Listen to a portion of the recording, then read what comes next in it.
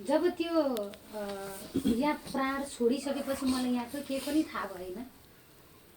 अनि एउटा चरा आयो एकदम टल्किएको जस्तो, एकदम लामो ठुलो पाता भएको चाहिँ दुईटा पखेटा भएको चरा आयो। चरा आएपछि अनि यहाँ माथि चढ्नुहोस् तपाईँलाई माथिबाट ईश्वरले बोलाउनु भएको छ भनेर भन्यो त्यो चराले।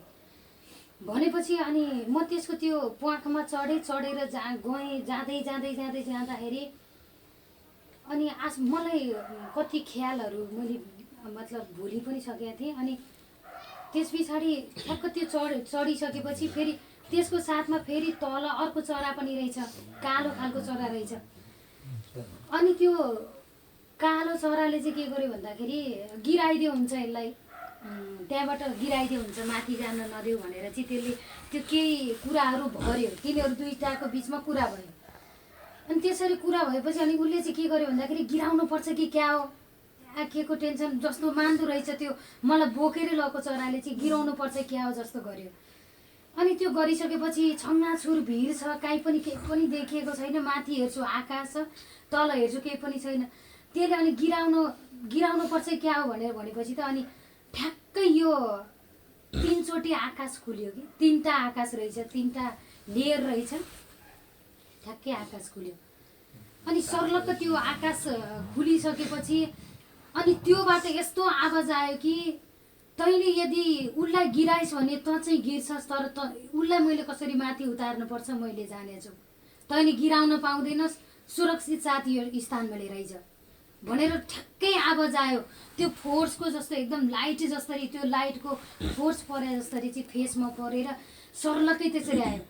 त्यसरी आएपछि अनि त्यो चरा के गर्यो त एकदम मतलब कन्सियस भएर चाहिँ अनि सट्टै माथि गयो। माथि गएपछि यस्तो यतापट्टि फर्केको जस्तो जुत्ता रहेछ, ड्रेसहरू पनि रहेछ। ल ठ्याक्क त्यो ठाउँमा लगेर राखेपछि ड्रेस लगाऊ भनेर सर्लक्क ड्रेस पनि दिएको छ, प्वाख जस्तो सेतो खालको केही चराको प्वाख जस्तो चिजहरू। अनि गोडामा चाहिँ जुत्ता यस्तो यतापट्टि फर्केको त्यस्तो चिजहरू लाउन लगाए। अनि म गएँ, यतापट्टि पनि जन हुनुहुन्छ, यतापट्टि पनि जन हुनुहुन्छ। जनहरू सबै सेता टोपी लाएको, सबै चमकदार, सबै सुकिला मान्छेहरू, ड्रेसहरू सबैको बराबर, मान्छे पनि उस्तै सबै एकदम सुकिलो मान्छेहरू, यता पनि मान्छे।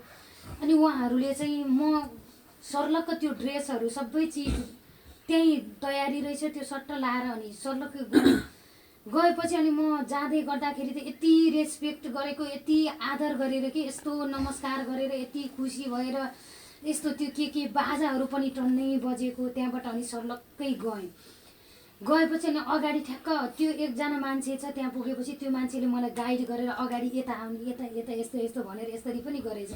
त्यहाँबाट सर्लक्क गएँ अनि स्टेज जस्तो यस्तो परेको ठाउँ रहेछ, एकदमै विशाल फराक ठाउँ, एकदमै सेतो, सबैतिर सेतो मात्रै छ। मान्छेहरू पनि त्यस्तै छन्, सबै शान्तले बसेको छ। त्यो ठाउँमा गएपछि अनि ठ्याक्क बताए कि त परमेश्वरको महिमा गर्दाखेरि भोगेका दुखाइहरू अनि भोगेका राम्रा अनुभवहरू के पाउनुभयो त तपाईँले, यो सबै जानकारी दिनु सबैजनालाई भनेर त्यो मान्छेले भन्यो।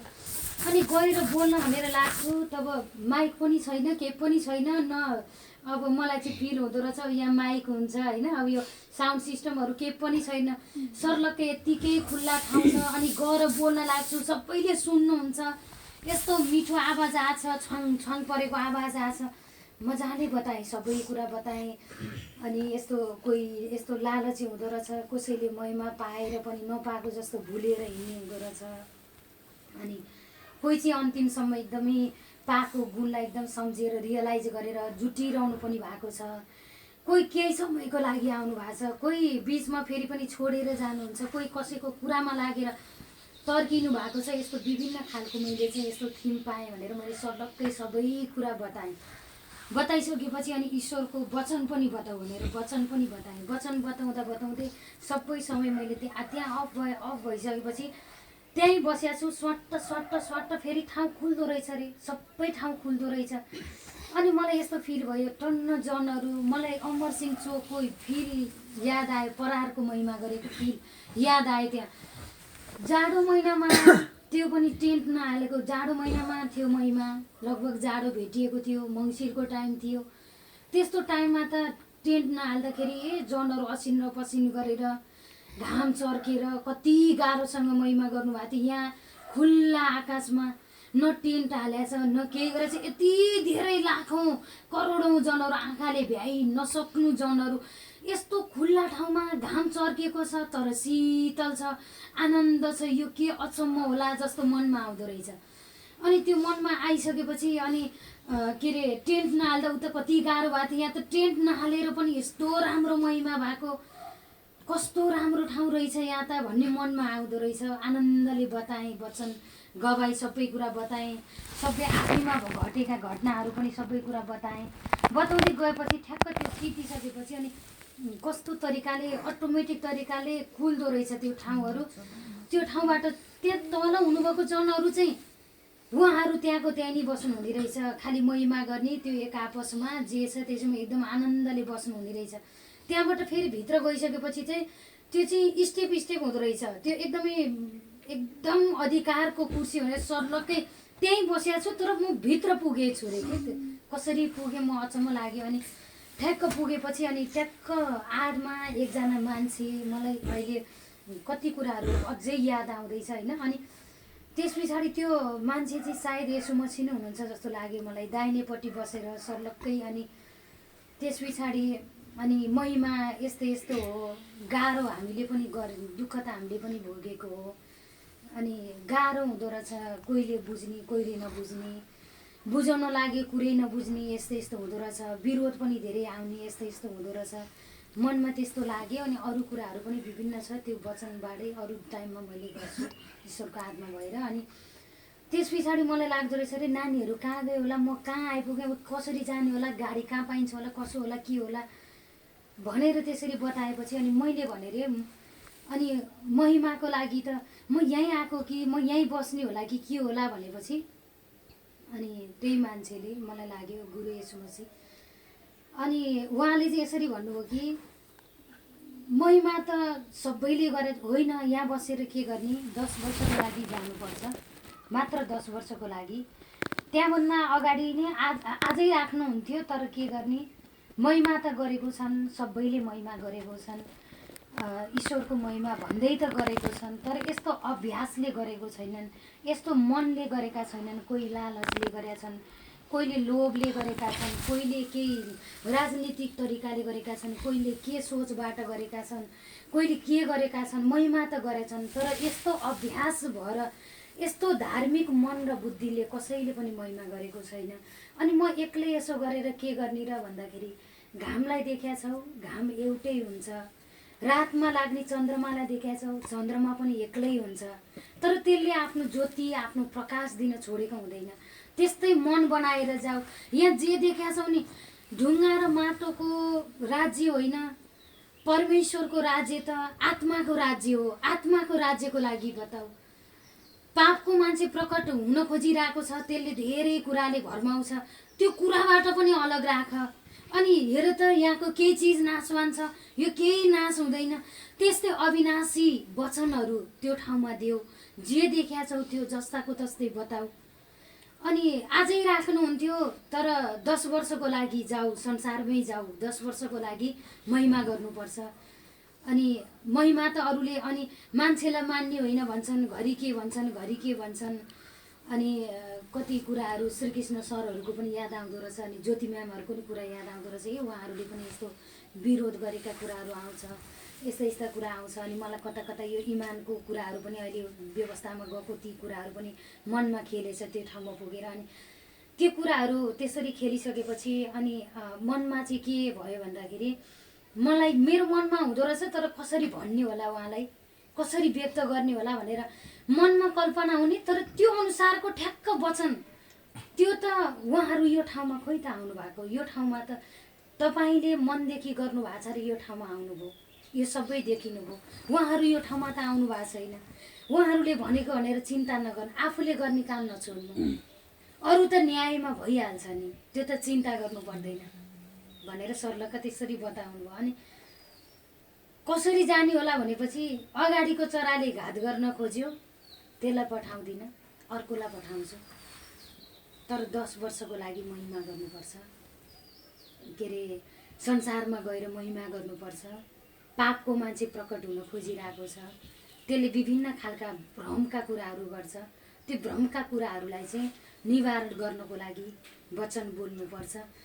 अनि शास्त्र पढ्ने होइन भन्छन्, के भन्छन् भन्दा हो शास्त्र धर्म के अरे कस्तो धार्मिक ग्रन्थ भनेर बताएको कि उहाँले चाहिँ धार्मिक ग्रन्थमा छ, सीमित छ, तर असीमित यहाँ छ। यहाँबाट बोल्न जब बोल्न सुरु गर्छ शब्द परमेश्वरले दिनुहुन्छ। यो महान योजना हो परमेश्वरको भनेर, सर्लक्क अधिकारको कुर्सी भनेर सर्लक्क एकदम लामो रहेछ। अनि सर्लक्क त्यो ठाउँमा बसेर सबै कुराहरू आनन्दले राखेर, जसरी त्यो भर्खरै के अरे बिहा गरेर घर गएर आएको छोरीलाई आमाले कस्तो प्यारसित सोधेको हुन्छ, के कस्तो छ घर परिवार भनेको जस्तै सबै कुरा प्यारसित सोधेर होइन एकदम त्यसरी बताउनु भयो।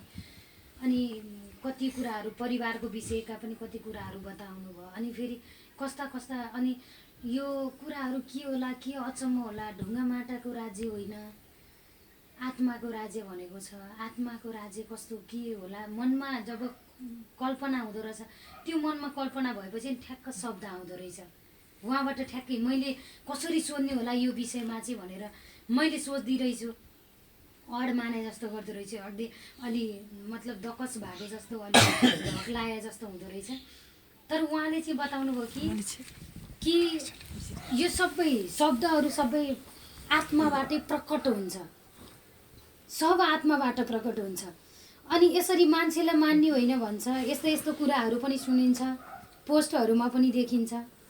हुन त हामीले मान्छेलाई मान्न सिकाएको त होइन, ईश्वर तपाईँको योजना हो भनेर यसरी बताएपछि, अनि यसरी बताएको कि होसी राजालाई चिन्नु भएको छ, जान्नु भएको छ। होसी राजा घरि परमेश्वरको कुरामा लाग्ने, घरि शैतानको कुरामा लाग्ने, घरि परमेश्वरको कुरामा लाग्ने, घरि शैतानको कुरामा लाग्ने भएरै त यो ठाउँ उसले पाएको छैन। होसी राजाको लागि यो ठाउँ छैन। त्यस्तै घरि शैतानी कुराहरूमा लाग्ने, पोस्टमा विभिन्न चिजमा कुरा गर्ने, विभिन्न तरिकाका कुरा गर्ने, घरि यताको कुरा गर्ने गर्यो भनेदेखि त्यसलाई यो ठाउँ हुँदैन हैन। अनि त्यस्तो व्यक्तिको लागि यो ठाउँ तयार छैन। निर्दोष मन गरेर जो बुझ्नु पर्ने छ त्यो बुझ्नु पर्ने त बुझाइहाल्नु भएको छ नि, त्यहाँभन्दा बढी दिमाग किन लाउनु पर्छ र? आत्माले गर्ने महिमा हो, ढुङ्गा माटाको होइन महिमा, आत्माको महिमा हो भनेर सल्लक्क त्यसरी बताइसकेपछि अनि ठ्याक्क अनि समय भयो भनेर अनि ठ्याक्क त्यो फेरि त्यो चरालाई अर्को चरा बोलाएर त्यो चरामा सट्ट पठाएर घर लिपिएको जस्तो गाउँको घर जस्तोमा टक्क गरेको रहेछ। अनि त हेर्दा हेर्दा सबैजना वरिपरि मलाई त फिल पनि भएन, यहाँ चाहिँ केही पनि यादै भएन, मलाई केही थाहै पाइनँ मैले यहाँको बारेमा चाहिँ।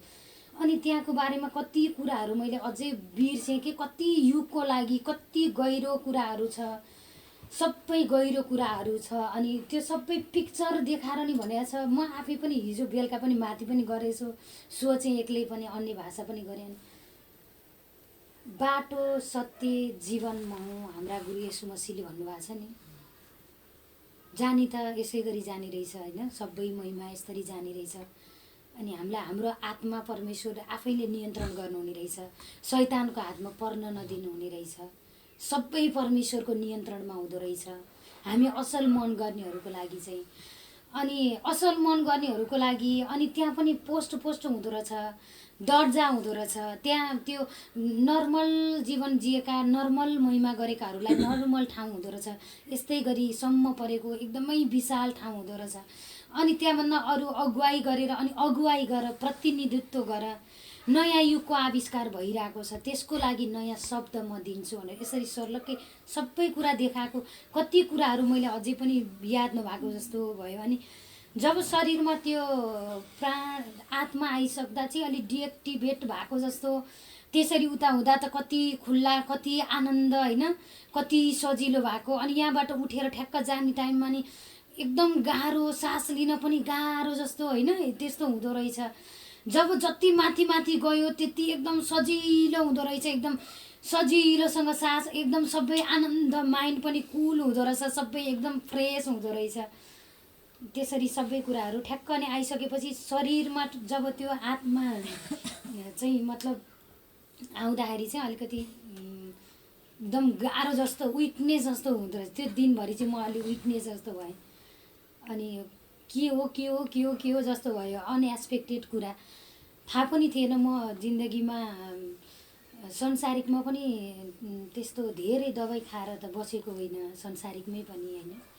परमेश्वरलाई पनि मैले चिनेको खास नानीमा त्यो घटना त पछि भएको, त्योभन्दा अगाडि मैले धेरै खासै समस्याहरू त थिएन, तर पनि मेरो चाहत के पहिलेबाटै चाहत ईश्वरमै के होला कस्तो होला यस्तो चाहत मलाई पहिलेबाटै हुन्थ्यो। अनि कति कुराहरू अनि मलाई यस्तो बताएको कि खेतमा पनि मैले प्रकाशन दिएको थिएँ, संसारिकमै पनि अन्य भाषा दिएको थिएँ, यस्तो पनि बताएको। अनि मलाई यस्तो फिल भयो, मैले रियलाइज गरेँ हाम्रो एउटा कैँदले खेत भन्ने छ घरकै आडमा, त्यो खेतको त्यो बिचमा बसेको टाइममा मलाई दिउँसोको टाइममा स्कुलभन्दा अफ टाइममा ठ्याक्क एक्कासी आएको थियो कि त्यस्तो मलाई के चिज आएको। अनि मम्मीलाई भन्दा हे जे पनि हुन्छ त्यस्तो ध्यान दिनु होला भन्नुभयो मम्मीले है। त्यति बेला धेरै वर्ष अगाडि तिमी जन्मेको दिनलाई पनि याद राख, त्यो दिनमा पुरै गाडाङगुडुङ गरेको थियो, चट्याङ हानेको थियो। जब तिमी संसारमा जन्म लियौ तब एकदमै उज्यालो अनि एकदमै जुनेली मतलब जुन लागेको थियो जन्मेको दिनमा पनि। त यो नयाँ युगको लागि, आविष्कारको लागि तिमीले यो प्लानहरू बताऊ, यो कुराहरू बताऊ, यो गहिरा कुराहरू चाहिँ म बताउँछु, यो कुराहरू अरू पनि बताऊ भनेर कति कुराहरू होइन, कति कुराहरू मैले अहिले पनि त्यो कति कुराहरू चाहिँ बिर्स्या जस्तो भयो। त्यो शरीरमा नै गाह्रो हुने रहेछ तर आत्मामा एकदम सजिलो हुँदो रहेछ होइन। अनि त्यहाँबाट फर्किँदै गर्दाखेरि चाहिँ अथाह त्यो खाल्डो गहिराई, अनि त्यो चरा छ आउने टाइममा चराको साइडमा पनि अरू चरामा पनि चढेर अरू मान्छेहरू अरू स्वर्गदूत पनि आछन् साइडमा आउँदाखेरि चाहिँ। मलाई त्यो पनि अहिले याद गर्दै गएको छु। अनि फेरि एकदमै गहिराई रहेछ, एकदमै गहिरो अन्धकार रहेछ। अनि यो गहिराईमा यो अन्धकारमा चाहिँ मूर्ति पूजकहरू, व्यभिचारीहरू, पियक्कडपना भएका मान्छेहरू, अनि के अरे बुझेर पनि नबुझे जस्तो गर्नेहरू, अनि यस्तामा त अगुवाहरू पनि पर्छन् भनेर बताए। त्यो चराको आडमा बसेको मान्छेले फर्किँदाखेरिको ठाउँमा रहेछ अरे, लगभग त्यो स्वर्गबाट अलगिएको ठाउँपट्टि रहेछ। यतापट्टिको यो बायाँपट्टि यस्तोपट्टिको ठाउँमा चाहिँ एकदम गहिराई माथिबाटै हेरेछु। अनि सबै कुरा भिजिट गराएको छ, सबै चिजहरू यो ठाउँमा यस्तो छ। अनि धार्मिक शास्त्रको प्रयोग मतलब शास्त्र बाइबलको प्रयोग नगर भने त्यहाँ चाहिँ धार्मिक शास्त्र भन्ने रहेछ होइन। धार्मिक शास्त्रबाट प्रेरणा मिल्छ तर सीमित छ, तर आत्माबाट अरू महिमा हुन्छ, यसरी प्रष्टै बताएको। अनि त्यहाँबाट उ गर्दाखेरि चाहिँ पियक्कडपना भएका मान्छेहरू, व्यभिचारीहरू, अनि के अरे झुटो गवाई बताउनेहरू, गलत बोल्नेहरू, यस्ता मान्छेहरू चाहिँ ऊ त्यहाँ जान्छ भनेर यस्तरी सर्लक्क त्यो देखाएको। त्यो गहिरो खोज, एकदम अथाह खोज रहेछ त्यहाँ चाहिँ, त्यस्तो चिजहरू पनि देखेँ। अनि त्यस पछाडि आउँदै जाँदाखेरि अनि यस्तो यो जो पनि छ। अनि मलाई मनमा कस्तो खड्किएको थियो भनेदेखि कोही धनी कोही गरिब, ईश्वरको सृष्टि भए किन यस्तो हुन्छ? ईश्वरले त सबैलाई समानतामा बनाए भन्नुभएको छ। अनि कोही धनी छ कोही गरिब छ, कोही कस्तो, कोही कालो कोही गोरो, कोही के किन यस्तो होला भन्ने मनमा पनि लाग्दो रहेछ। त्यो मनमा लागेको कुराहरू पनि कसरी बताएको भन्दाखेरि कि केन्द्रमा परमेश्वर हुनुहुन्छ, शाखा चलाउनलाई भनेर लुसिफरलाई दिएको, पुरा अधिकार दिएर पुरै शक्ति दिएर लुसिफरलाई दिएको। लुसिफरलाई त्यसरी दिइसकेपछि लुसिफर आफू यो संसारमा आएर उसले आफ्नो तरिकाले चलायो, परमेश्वरसँग कनेक्ट भएन। त्यो कनेक्ट नभइसकेपछि आफ्नो सोचबाट चलायो, अनि संसारका मान्छेलाई उसले चलायो। अनि पाप गर्नेलाई चाहिँ फलिफाप, राम्रो गर्नेलाई चाहिँ अनि एकदमै गलत हुन्छ, राम्रो गर्नेलाई चाहिँ उठ्नै नसक्ने, राम्रो मनकाहरूलाई चाहिँ उठ्नै नदिने, यो सबै ऊ शैतानिक बाटोमा लागेको कारण उसले बिगारेर भएको हो। ईश्वरको दृष्टिमा कुनै सृष्टि पनि त्यस्तो अल्को होचो राम्रो नराम्रो केही पनि छैन। परमेश्वरको दृष्टिमा त्यस्तो हुँदैन। परमेश्वरले सबै समान बनाउनको लागि अब सत्यताको युग परमेश्वरले स्थापना गर्नुभएको छ भनेर सर्लक्क त्यसरी बताएको कि। अनि बराबर हुनुपर्ने, कोही धनी छ कोही गरिब छ, यो किन होला मनमा त्यसरी लागिसकेपछि चाहिँ यसरी बताएको कि जसरी तपाईँले शाखा दिनुभयो, शाखा दिइसकेपछि शाखाको अगुवा चाहिँ तपाईँसँग कनेक्सन भएन, तर दिएको शक्ति तपाईँले वापस त लिनुहुन्न। तपाईँले सङ्घाइ नै दिनुभयो, महिमा नै दिनुभयो। जस्तै गुफा भनेर सर्लक्कै बताइदिएको कि जस्तै गुफा यहाँबाट त गयो, च्यानल आउट भइसकेपछि त उसको त अब यहाँबाट जुन खानुपर्ने वचन लिङ्क हुनुपर्नेसँग लिङ्क नभएपछि त अनि आफ्नो सोच उत्पन्न हुन्छ। आफ्नो सोच उत्पन्नबाट बनाएको सबै मान्छेमा विकराल स्थिति बनाउने, मन भर्माउने सबै खालका काम चाहिँ त्यो शैतानबाट भएको कारणले कोही राम्रा देखिया छ, कोही नराम्रा देखिया छ, कोही एकदम धनी, त्यो कोही गरिब, यो चिज चाहिँ यसरी भएको हो। तर अब यो युगमा, अब यो समयमा समान बनाउनको लागि यो महिमाको मार्ग तिमीहरूद्वारा बढाएको हो भनेर सर्लक्क त्यसरी बताउनु भयो। अनि त्यो चिज बताएपछि नै कति कुराहरू अरू पनि कति कुराहरू क्वेसन मनमा आउँदो रहेछ। मनमा आएको कुरा ट्याक्क बुझेर जवाब दिने, होइन त्यस्तो कुराहरू परमेश्वरले देखाउनु भयो। यो पनि सोचेको थिएन, होइन सबै परमेश्वरको योजना। त ईश्वरलाई एकदमै धन्यवाद गर्छु। मसी येशूको नाममा वचनतिरै जाउँ।